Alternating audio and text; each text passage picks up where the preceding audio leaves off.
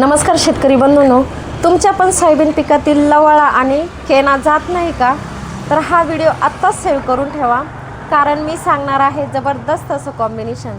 तर सोयाबीन पीक हे 21 दिवसाचे असताना आपल्याला घ्यायचं आहे 1 एकरसाठी 200 लिटर पाण्यातून 800 मिली शाकेत, त्यासोबत घ्यायचं आहे 250 मिली जळफास आणि त्यासोबत घ्यायचं आहे टॅग सुपर.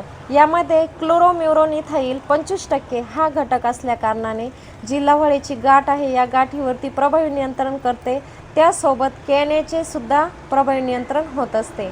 आणि तसेच जे लांब आणि रुंद पानाचे तण आहे म्हणजे चील, माठ, मेथी, काँग्रेस, चिबूकाटा आणि लांब पानाचे म्हणजे शिप्रट, वागणक, बरटी, चिकटा यांसारखे जे तण आहे यावरती पण प्रभावी नियंत्रण होते. तर फवारणी करताना एक टिप्स लक्षात घ्यायची आहे. फवारणी करताना पाणी हे स्वच्छ असले पाहिजे, पाण्याचा pH मेंटेन असला पाहिजे, जमिनीत पुरेशी ओल असली पाहिजे, फवारणी भरगच्च आणि दाट झाली पाहिजे. तसेच तण हे 2 ते 4 पानावरती असले पाहिजे.